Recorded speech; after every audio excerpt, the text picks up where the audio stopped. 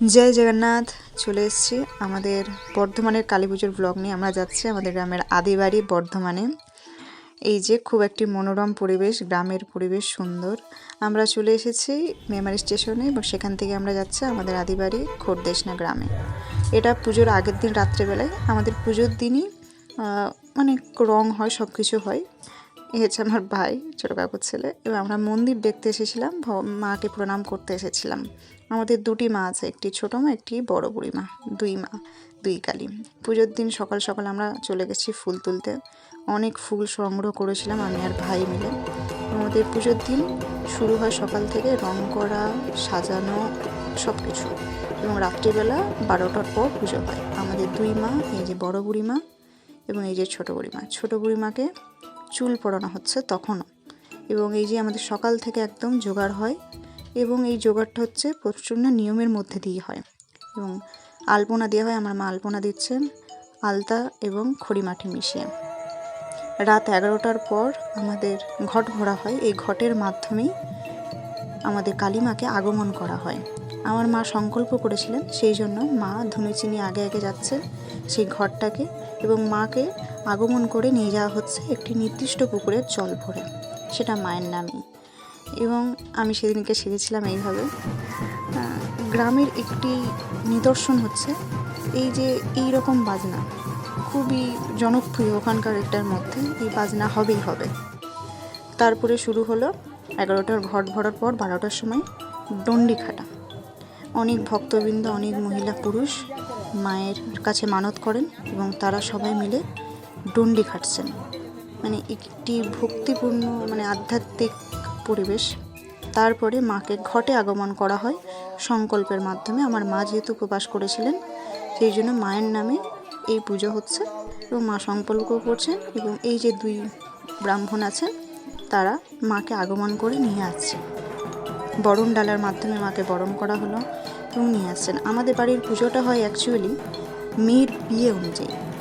মানে এই হচ্ছে আমাদের বাড়ির মেয়ে, এনার বিয়ে হবে। আমাদের ছাগ বলি হয় এবং ছাঁচি কুমড়ো, কলা, আখ এগুলো বলি হয়। কিন্তু বলিটা বাড়ির লোক করে না, অন্য লোক করেন, মানত থাকে। আমরা বলি দেখিও না। কিছু কিছু মানুষ এই বলিতে অংশগ্রহণ করেন এবং এটা মন্দিরের বাইরে হয়। তারপরে হলো ধুনো পোড়ানো শুরু হলো। আমার মাকে দিয়ে ধুনো পোড়ানো, এটা একটা বিশেষ রীতি। এটা আমার মা ধুনো পোড়াচ্ছেন এবং এই পুরোহিতরা এইভাবে ধুনোটা দেন এবং আগুনটা জ্বলে ওঠে, খুবই সুন্দর লাগে। এরা সাধারণত মায়েরা তার সন্তানের মঙ্গল কামনায় এটা করে থাকেন।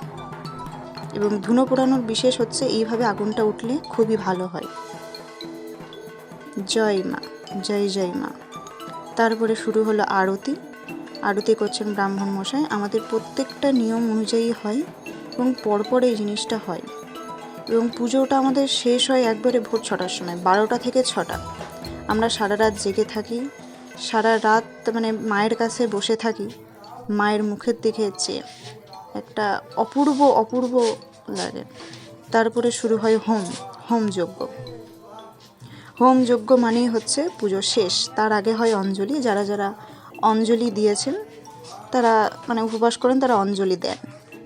তারপরে যে হোম যজ্ঞ শুরু হয়েছে, হোম যজ্ঞ মানে হচ্ছে মায়ের পুজো শেষ। এটা একটা কষ্টের বিষয়, পুজো আসছেই ভালো, পুজো শেষ হয়ে গেলে আর কি লাভ। তারপরের দিন আমাদের বরণ হয় এবং মা তার নিজের শ্বশুরবাড়িতে যাবে। বরণ হচ্ছে, মা বরণ করছেন। মা বিসর্জনের মাধ্যমে তার শ্বশুরবাড়িতে ফিরে যাবে বাপের বাড়ি থেকে, আবার অষ্টমঙ্গলার পর আসবেন। বিভিন্ন রীতিতে আমাদের বরণ হয়।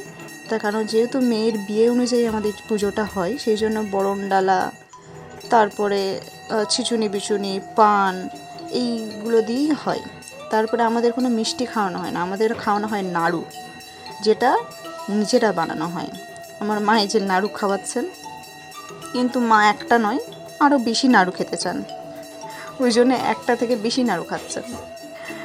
মায়ের নাড়ু খুব পছন্দ, বিশেষ করে গুড়ের নাড়ু এবং সাদা নাড়ু, চিনির নাড়ু। তারপরে হয় এই যে সিঁদুর খেলা, সবাই সিঁদুর খেলছে, পিসি মায়েরা সবাই মিলে। তারপরে হয় কনকাঞ্জলি, মানে মা বিদায় নিচ্ছে। এইভাবে কনকাঞ্জলি হলো। তারপরে এই যে মা আসছে তার নিজের বিশেষ পুকুরের দিকে এগিয়ে, আর আমাদের চোখের জল তার সাথে, যে মা তুমি আবার এসো। মাও হয়তো কাঁদছেন তার সন্তানের জন্য, তার পরিবারের জন্য। মা আস্তে আস্তে এগিয়ে আসছে বিসর্জনের জন্য। সত্যি এখানে আমাদেরও গলাটা ভারী হয়ে আসে।